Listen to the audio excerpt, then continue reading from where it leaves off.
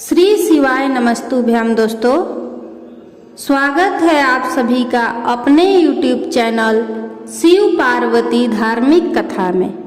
आज सोमवार का दिन है और सोमवार का दिन भगवान भोलेनाथ को समर्पित होता है। आज के दिन भक्त भोलेनाथ को प्रसन्न करने के लिए विशेष पूजा अर्चना करते हैं।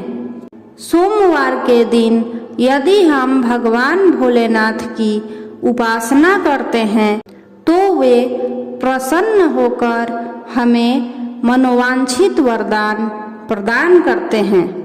सोमवार का व्रत रखने से व्यक्ति की सभी मनोकामनाएं और सभी इच्छाएं पूर्ण होती हैं और उसे सद्बुद्धि की प्राप्ति होती है।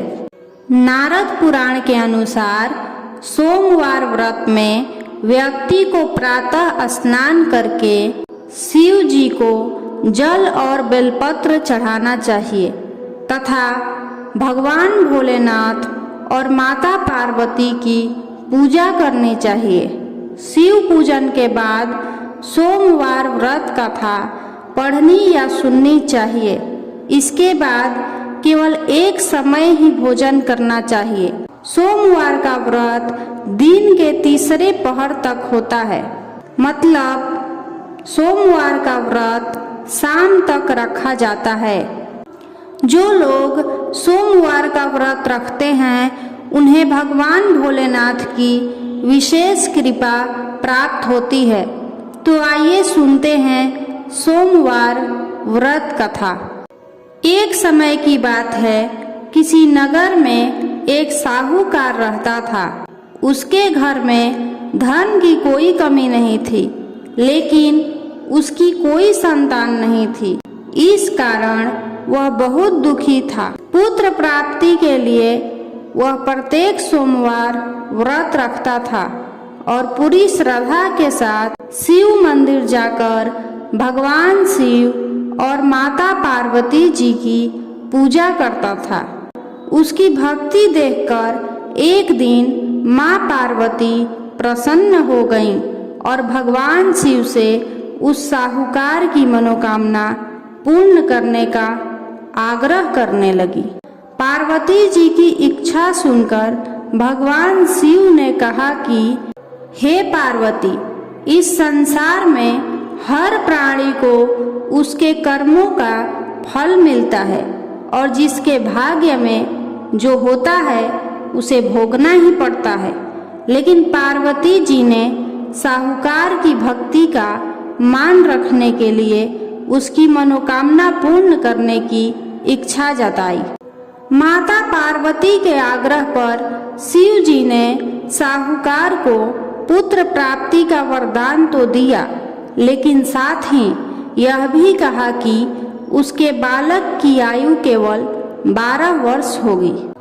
माता पार्वती और भगवान शिव की बातचीत को साहूकार सुन रहा था। उसे ना तो इस बात की खुशी थी और ना ही दुख। वह पहले की भांति शिव जी की पूजा करता रहा। कुछ समय के बाद साहूकार के घर एक पुत्र का जन्म हुआ।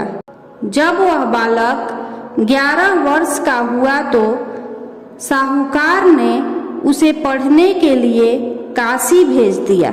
साहूकार ने पुत्र के मामा को बुलाकर उसे बहुत सारा धन दिया और कहा कि तुम इस बालक को काशी विद्या प्राप्ति के लिए ले जाओ और मार्ग में यज्ञ कराना। जहाँ भी यज्ञ कराओ वहाँ ब्राह्मणों को भोजन कराते और दक्षिणा देते हुए जाना।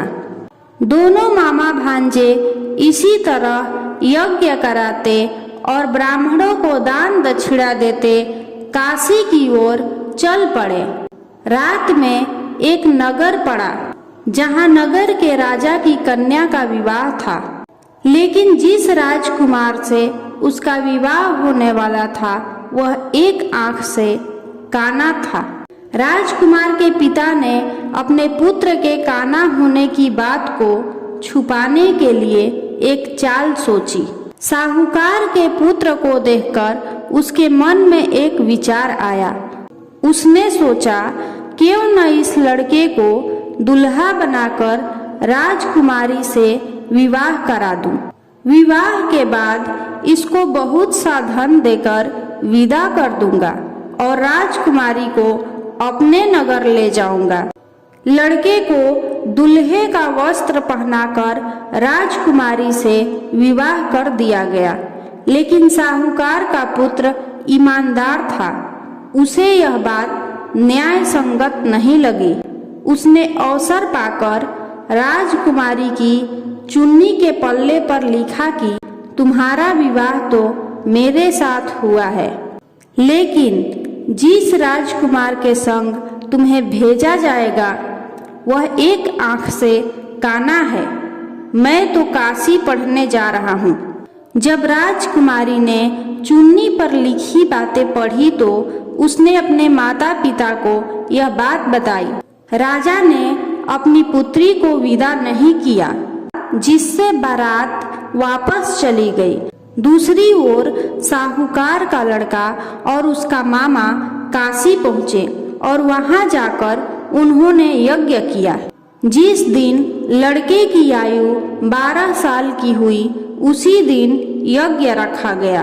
लड़के ने अपने मामा से कहा कि मेरी तबीयत कुछ ठीक नहीं है। मामा ने कहा कि तुम अंदर जाकर सो जाओ। शिव जी के वरदान के अनुसार कुछ ही देर में उस बालक के प्राण निकल गए। मृत भांजे को देखकर उसके मामा ने विलाप करना शुरू कर दिया। संजोगवश उसी समय भगवान भोलेनाथ और माता पार्वती उधर से जा रहे थे। माता पार्वती ने भगवान भोलेनाथ से कहा, स्वामी, मुझे इसके रोने के स्वर सहन नहीं हो रहा है। आप इस व्यक्ति के कष्ट को अवश्य दूर करें। जब शिव जी मृत बालक के समीप गए तो वह बोले कि यह उसी साहूकार का पुत्र है जिसे मैंने 12 वर्ष की आयु का वरदान दिया था। अब इसकी आयु पूरी हो चुकी है। लेकिन मातृभाव से विभोर माता पार्वती ने कहा कि हे महादेव, आप इस बालक को और आयु देने की कृपा करें, अन्यथा इसके वियोग में इसके माता पिता भी तड़प तड़प कर मर जाएंगे। माता पार्वती के आग्रह पर भगवान शिव ने उस लड़के को जीवित होने का वरदान दिया। शिव जी की कृपा से वह लड़का जीवित हो गया। शिक्षा समाप्त करके लड़का मामा के साथ अपने नगर की ओर चल दिया। दोनों चलते चलते उसी नगर में पहुँचे जहाँ उसका विवाह हुआ था। उस नगर में भी उन्होंने यज्ञ का आयोजन किया। उस लड़के के ससुर ने उसे पहचान लिया और महल में ले जाकर उसकी खातिरदारी की और अपनी पुत्री को विदा किया। इधर साहूकार और उसकी पत्नी भूखे प्यासे रहकर बेटे की प्रतीक्षा कर रहे थे। उन्होंने प्रण कर रखा था कि यदि उन्हें अपने बेटे की मृत्यु का समाचार मिला तो वह भी प्राण त्याग देंगे। परंतु अपने बेटे के जीवित होने का समाचार पाकर वह बेहद प्रसन्न हुए। उसी रात भगवान शिव ने व्यापारी के स्वप्न में आकर कहा, हे श्रेष्ठी, मैंने तेरे सोमवार के व्रत करने और व्रत कथा सुनने से प्रसन्न होकर तेरे पुत्र को लंबी आयु प्रदान की है। इसी प्रकार जो कोई सोमवार व्रत करता है या कथा सुनता है और पढ़ता है, उसके सभी दुख दूर होते हैं और समस्त मनोकामनाएं पूर्ण होती हैं। यदि आपको सोमवार व्रत की कथा अच्छी लगी हो तो कमेंट बॉक्स में ओम नमः शिवाय जरूर लिखें।